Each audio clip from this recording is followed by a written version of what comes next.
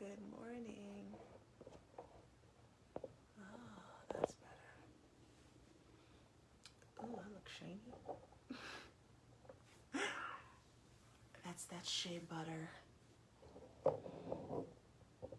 Good morning and happy Sunday.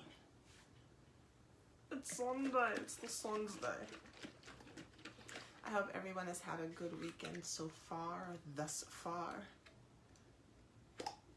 I hope you continue to have a good Sunday.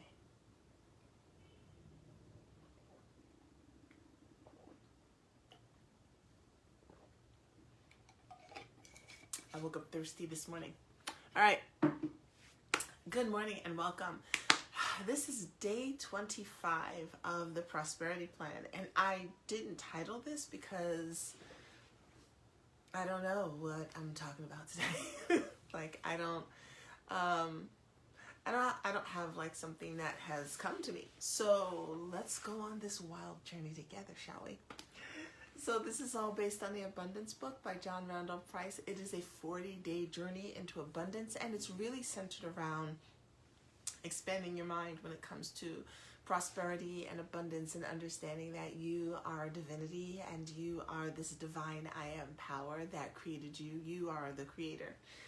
But what I've been doing is, like, the first week definitely was very spiritual based. This week, the second week, well, not week, the first 10 statements 1 through 10 centered around spirituality. Statements 11 through 20, we talked about sex and relationships. And 21 to 30, looks like we're talking about health and wellness. And I kind of didn't plan it that way. It just seemed to flow that way.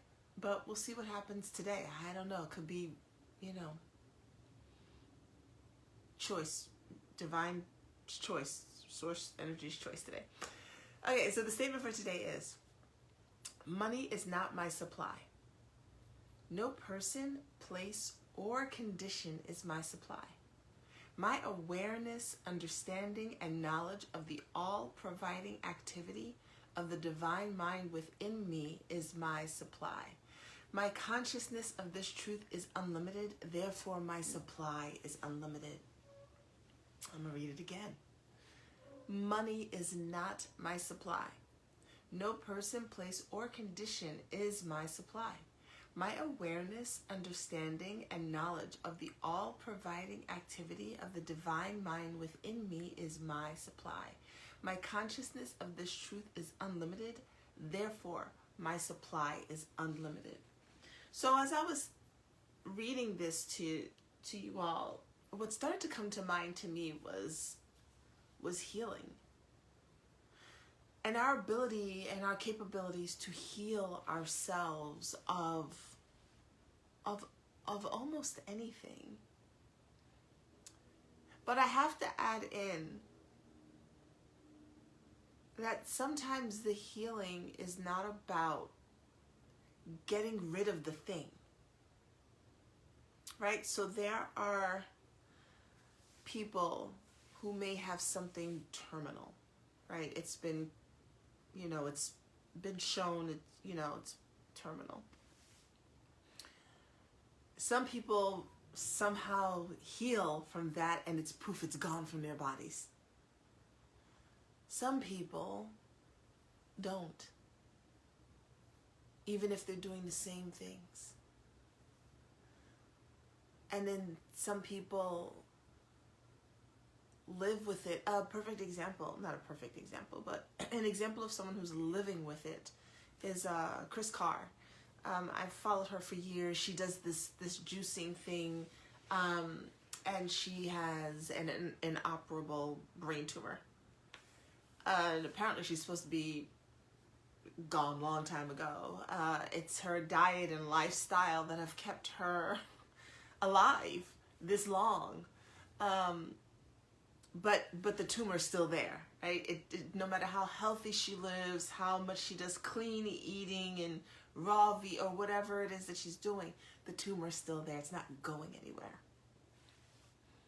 And so in between people who somehow through their healing process dissolve anything and it's gone from their body, people who through their healing process It doesn't matter, their body still expires. And then people in the middle who are still living with it, but still thriving.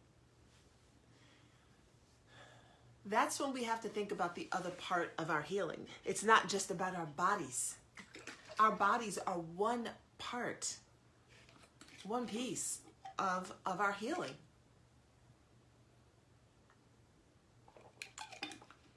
The other part of it is the healing of the self. The healing of reliance on the ego, the healing of who we thought we were,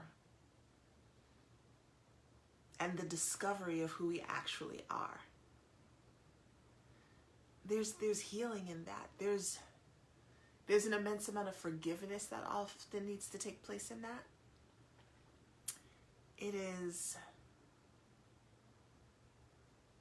It's not just about whether we live or die in our body. Sometimes the healing is about whether we live or die spiritually, emotionally. How are we living our best lives?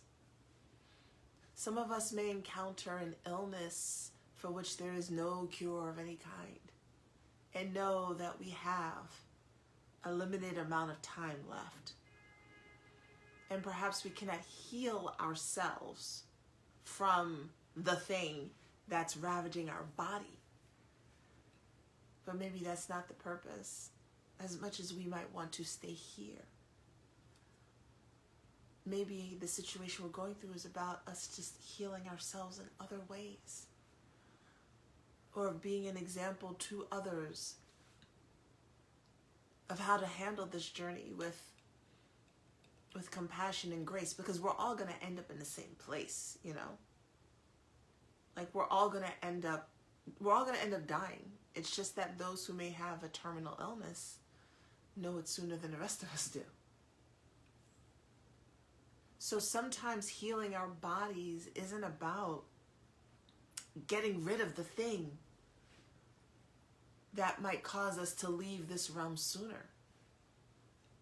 Sometimes the healing is really about the internal process that we go through as we understand and realize our mortality, but also at the same time understanding and realizing that we are an infinite source of energy and power, that even without this body, we still exist, that this body isn't everything for us. What if I read the statement differently? My body is not my supply. No person, place, or condition is my supply.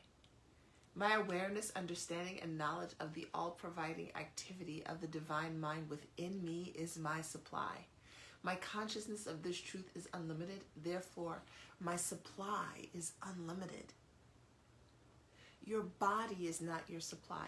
It is the way in which you experience this realm that we're in.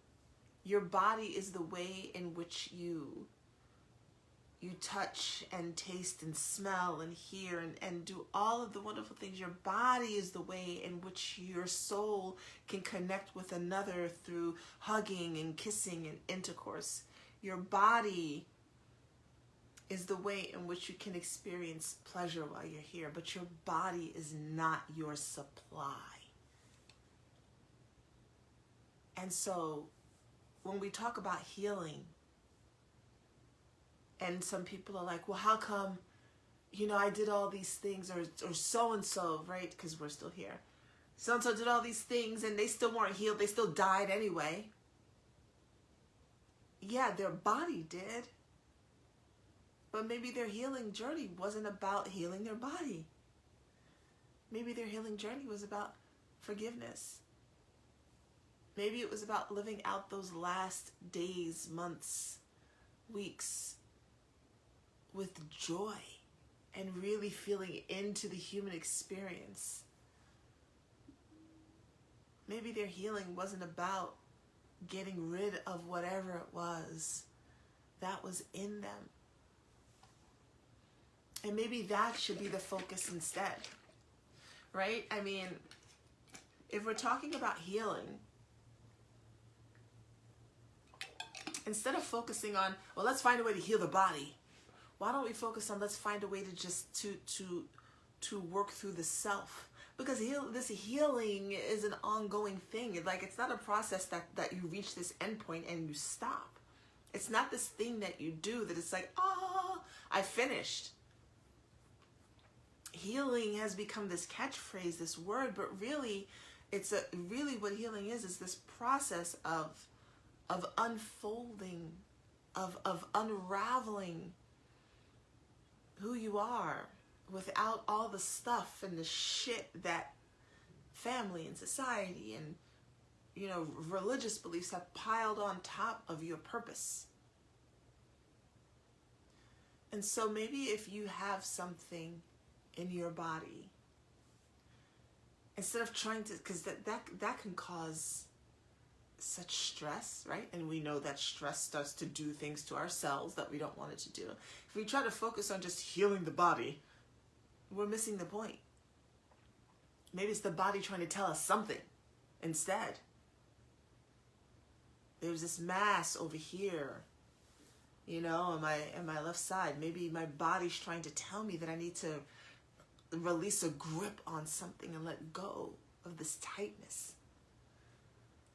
You know, my heart has been having some issues. Maybe that's my body giving me some feedback about my grief. Maybe if my blood pressure is doing things, it's my body giving me feedback about my stress and anger. And here's how it all ties in together. Let's take blood pressure because it's fairly easy to talk about. You know, your blood pressure goes up. You focus on the body. You think it's something going on with your body, right? And so maybe you take medication to bring the blood pressure down. There's nothing wrong with that. But what the blood pressure is really showing you is that you're feeling stress and anxiety. But if you never deal with the stress and the anxiety or the anger that's kind of causing this elevation, then taking the meds is just going to placate the body, but the issue is still there. Maybe the blood pressure is rising because of the foods that are being eaten and there's too much sodium, right? But maybe the sodium is there because the salt is helping you to deal with something, because the way you're eating is you're eating for comfort. You're eating to run away from feeling something. And so you're eating foods that are laden with stuff that send this feel-good signal to your brain, but that your body's like, it's too much, we don't need it. But you're eating in an effort to hide from feeling whatever it is that's underneath that. Again, it's still the body telling you something. So when we talk about things like cancer or heart disease or other things, and then, you know, we want to heal it, we want it to go away. It might not be that it's supposed to go away. It might be that it is there to teach us something, to show us something. And perhaps in the process of unraveling that, it does go away. And maybe sometimes it doesn't.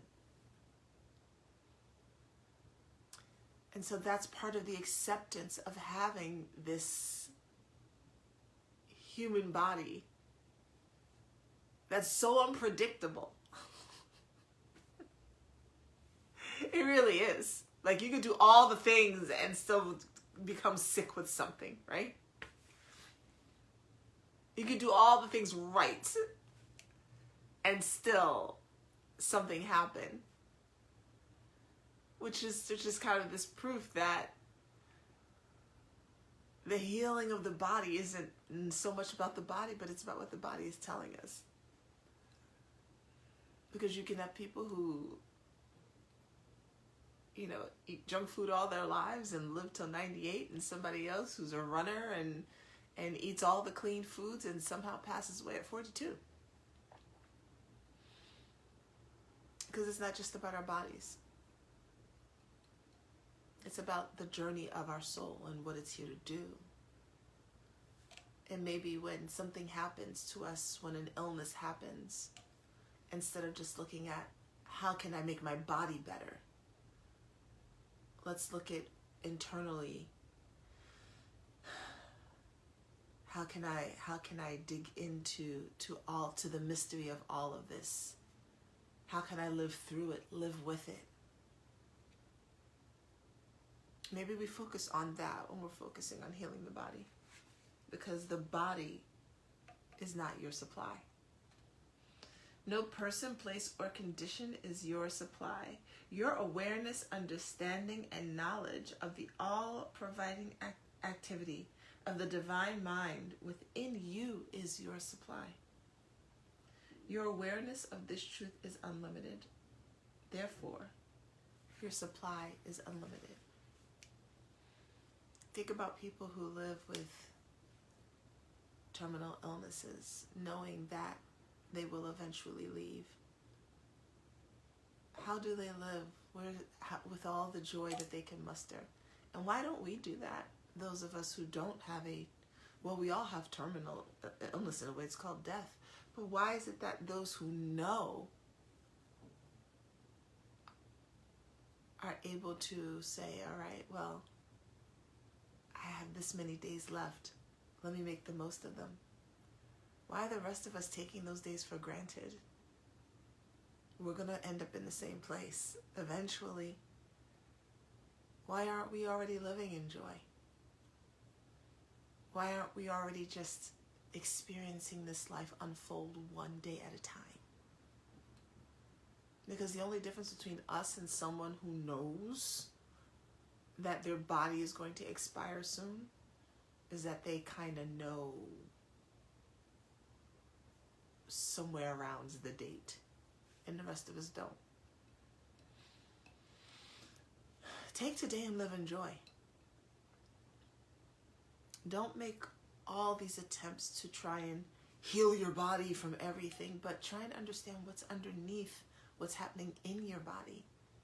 Work from that level and then work its way up. That's it for today. It's day 25. It's all about healing, but not healing, and allowing your body to do what it does.